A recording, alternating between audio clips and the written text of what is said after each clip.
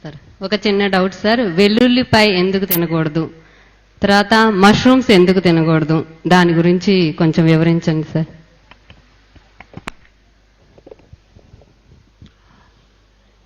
మొట్టమొదట మష్రూమ్స్ అంటే పుట్టగొడుగులు, అవి చాలా ప్రోటీన్స్ ఉంటాయి, ఒంటికి చాలా మంచిది కూడా.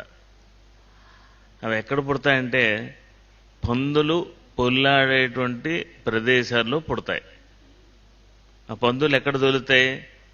మురికి కూపాల్లో దొరుకుతాయి. ఆ మురికి కూపాలు అవి దొల్లిన తర్వాత ఇంకా మురికి అయిపోయి ఆ మురికి సాంద్రతోటి పుట్టగొడుగులు అలా ములుచుకొస్తాయి.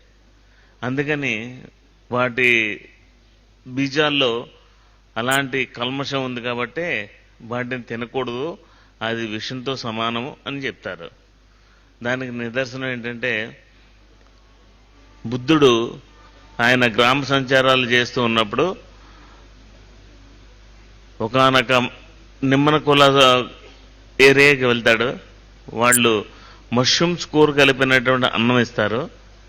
వాళ్ళ మీద ప్రేమతో తింటాడు. ఇంటికి వెళ్ళేసరికి కడుపులో తిప్పేస్తుంది, 3 వామిటింగ్స్ అయిపోతాయి, తర్వాత 2 మోషన్స్ అవుతాయి. ఆ తర్వాత 1 గంటగా గౌతమ బుద్ధుడు చనిపోతాడు. ఆ దేని చెప్పట్టు కొడుతున్నాడు ఈయన?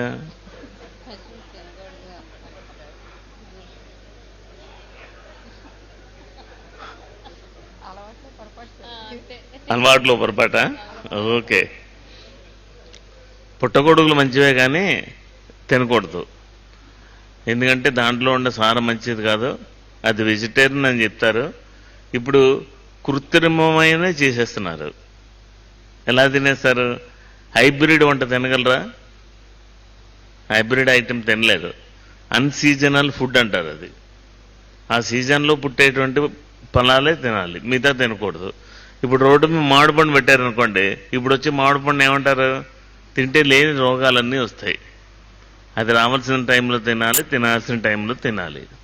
ఇంకపోతే వెల్లుల్లిపై ఎందుకు తినకూడదు అంటే పత్రిజీకి చిన్నప్పటి నుంచి అది ఇష్టం లేదు.